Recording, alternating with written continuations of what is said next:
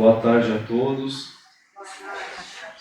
Mais uma vez a gente está aqui para refletir um pouquinho sobre passagens para a gente levar para a nossa vida.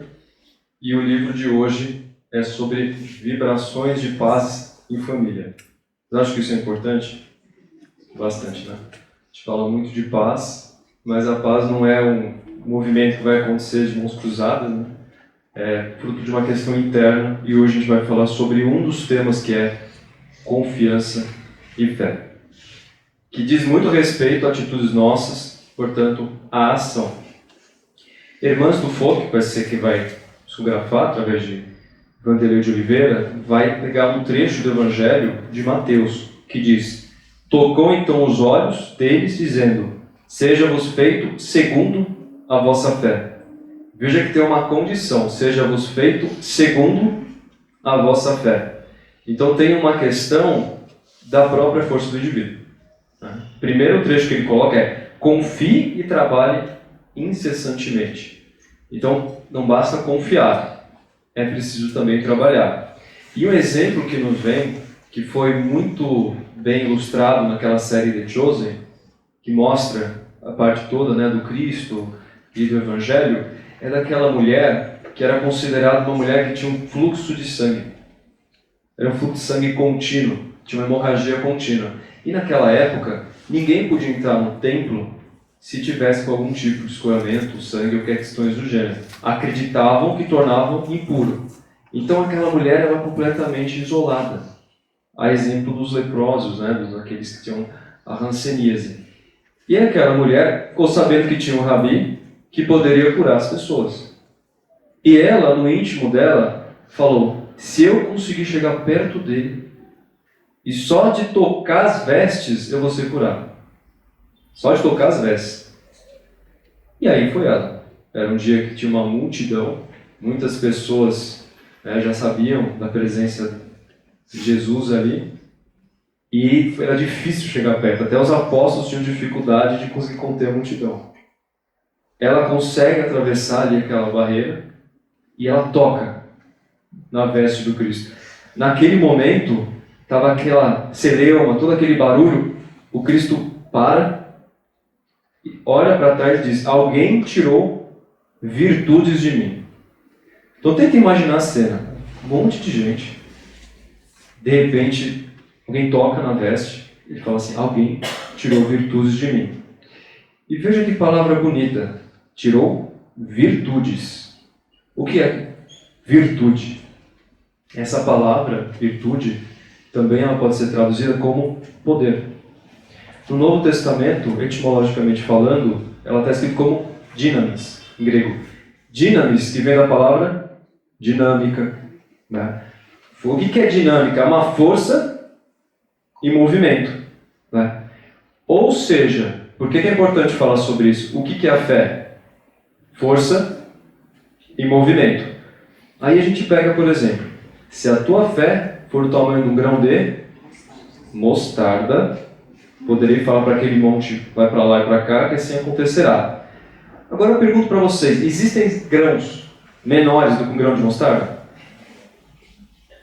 Muitos, né? Um grão de poeira, né? Um grão de areia não é menor? Muito menor. Mas por que um grão de mostarda? E Humberto Roden, que é um grande humanista, quando vai falar sobre as parábolas, ele vai dizer: é um grão de mostarda porque frutifica. Não é uma fé morta. Porque o que determina a fé ser viva? As obras. A fé sem obras é morta. Né? Então, a fé que tem vida, essa fé é uma fé dinamis, tem força. É a força daquela mulher que acreditava, se ela encostasse nas vestes, ela ia ser curada como ela foi curada. Existe uma correlação direta entre cura, entre fé, entre essa força que movimenta. E isso é uma questão que é colocado aqui. Então, em primeiro lugar, confiar e trabalhar incessantemente. Então essa virtude, quando a gente começa a ver, ela tem a ver com um poder. Antigamente, os cristãos primitivos, quando faziam o Pai Nosso, Emmanuel psicografa nos livros, né, Ave Cristo, 50 anos depois, ele vai falar que o final era: porque vosso é o reino, o poder e a glória para sempre. Amém. Eles colocavam isso. O poder é o quê? Dinamis.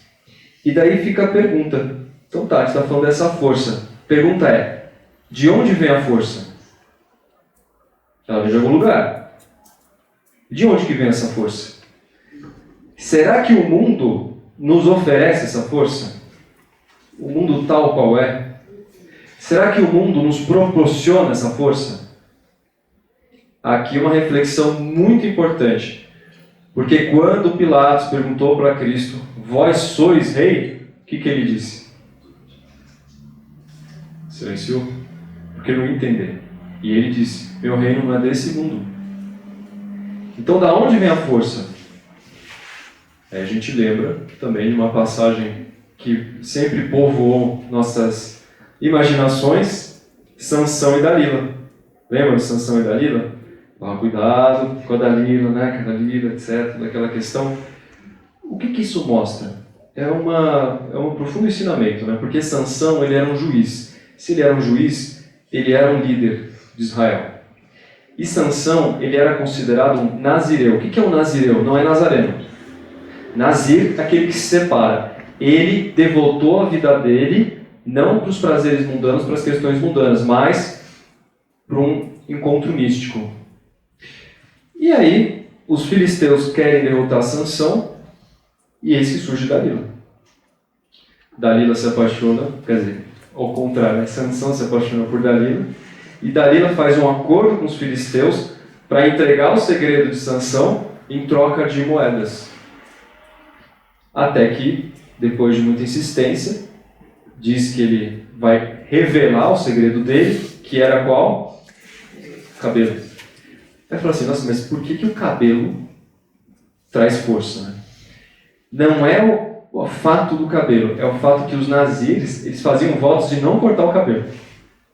Então o que ele fez? Ele cortou o voto dele. Tanto é que diz que ele adormece.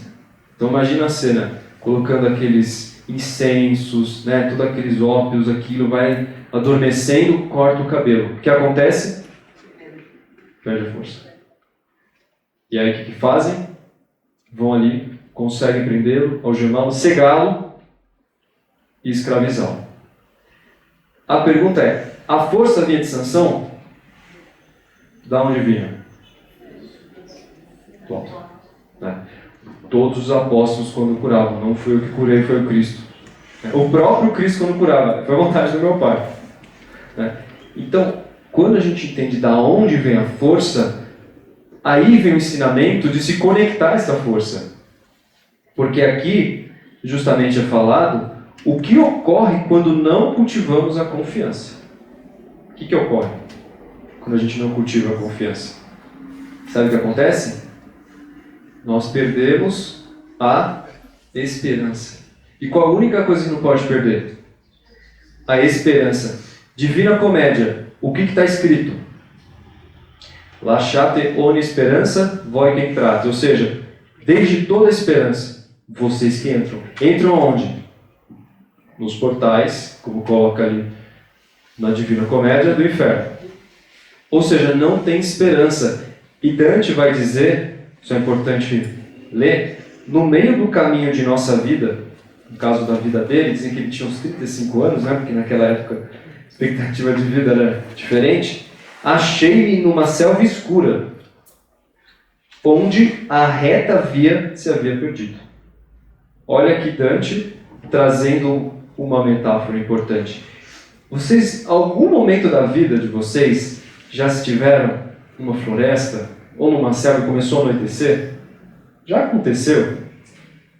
Olha, quando isso acontece, geralmente a nossa imaginação começa a ouvir coisas, né? Vai ver alguma coisa, tem um bicho, tem alguma coisa aqui, a pessoa começa a ficar em desespero. E quando não tem luz, então, você está simplesmente à base da fé e da confiança.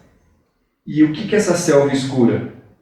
É quando nós nos afastamos de Deus. A gente está nessa selva escura. Não tem esperança, não tem sentido. Né? Você vê pessoas falando assim, perdi a fé na humanidade. Não tem. Né? Quer dizer, a pessoa que perdeu a fé na humanidade perdeu a fé em si própria, porque ela faz parte da humanidade. Né? Então, quando a gente está nessa selva escura, não tem esperança. Porque a gente perdeu a reta via. Assim como Sansão perdeu a força, da onde vinha essa força. Portanto, o ponto que se coloca aqui dentro disso vai dizer, né, irmãs, esperar por meio da ação. Então a esperança não é passiva, é por meio da ação. Imagine uma batalha. O que acontece no campo de batalha quando você recua? O que acontece?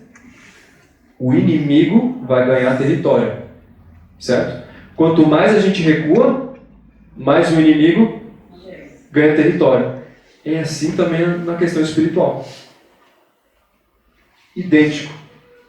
Quanto mais a gente recua, fraqueja, né, entra naquelas vibrações negativas, fica naquilo, nós estamos o quê? Dando território para o inimigo. Por isso que é tão importante, e não se trata aqui de uma esperança, como a gente vê hoje, né, positividade tóxica, né? Tudo tem que ser positivo, tudo tem que ser maravilhoso. Claro que o desânimo se faz importante muitas vezes. Claro que muitas vezes a gente vai passar por melancolia, porque isso faz parte da nossa vida. A questão é ali residir, ali habitar. Esse é o outro ponto. Ficar nesse lugar. Né? E por isso que quanto mais a gente fica, mais a gente perde esse território. Então, considerando todos esses pontos, entendendo a importância disso, irmãs, vai dizer que quem confia age incessantemente. E aí eu pergunto a vocês, já que a gente falou da fé, desse dinamis, o que significa confiar? E ela vai dizer, confiar é fiar com. Lembra que antigamente tinha aquela questão de pagamento fiado? Alguém já tentou fazer isso um dia? Quase impossível, né? Antigamente existia aquela confiança no pagamento fiado, que aquele comerciante conhecia aquela família e falou, olha, veja, posso te pagar depois? Você pode, claro. Colocava ali no livrinho e pronto. Né? Existia uma confiança, existia isso. Então, confiança significa fiar. E nós geralmente confiamos em pessoas que nos têm algum tipo de conexão. Certo? Confiança tem a ver com conexão. E quando a gente vai lembrar da questão da confiança, vem muito o Pequeno Príncipe. O Pequeno Príncipe, aquele momento ali que ele encontra a raposa, e ela vai dizer para ele depois, tu te tornas eternamente responsável por aquilo que... Aí a pergunta é, o que significa cativar? E ela vai responder, significa criar laços. Então, o que significa cativar? Criar laços. E aí ele vai falar, mas como eu faço isso? Ele fala assim, através da paciência. Você vem um dia, eu vou me aproximar mais, você vem, eu vou me aproximar mais, até que vai ter um momento que eu vou estar mais próximo e vai ter um momento que eu vou chorar com a sua partida. Né? Então, essa questão de confiança é quando você fia com. Em outras palavras, é quando você se vincula.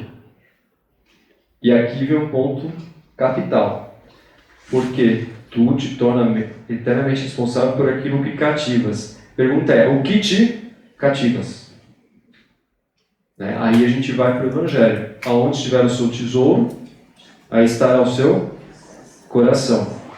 Então, quanto mais a gente pratica determinado ato, mais a gente se vincula.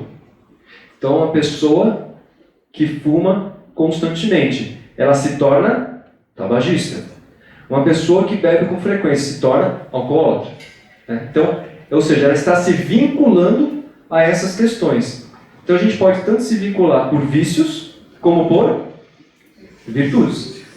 Né? E o cristão?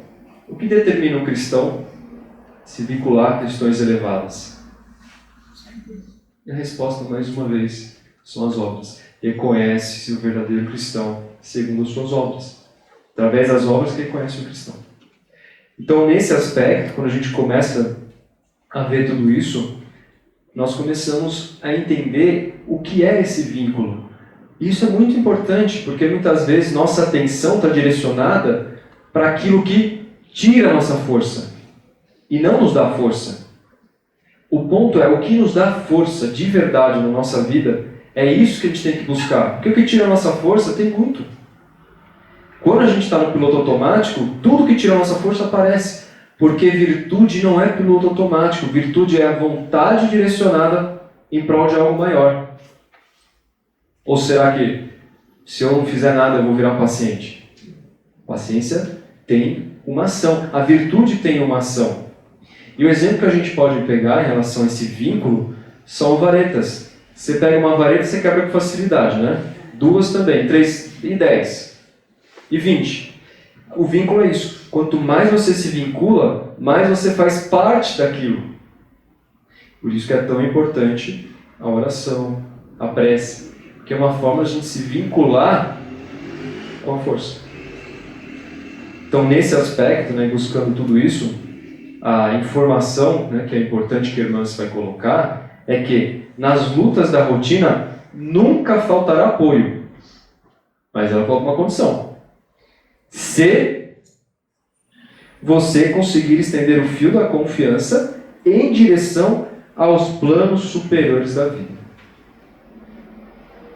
Então tem uma condição. Não faltará apoio se você conseguir estender os fios da confiança aos planos superiores da vida. Portanto, a confiança é fiar com esse vínculo. E a gente se pergunta com quem nós estamos nos vinculando. São notícias menos dignas?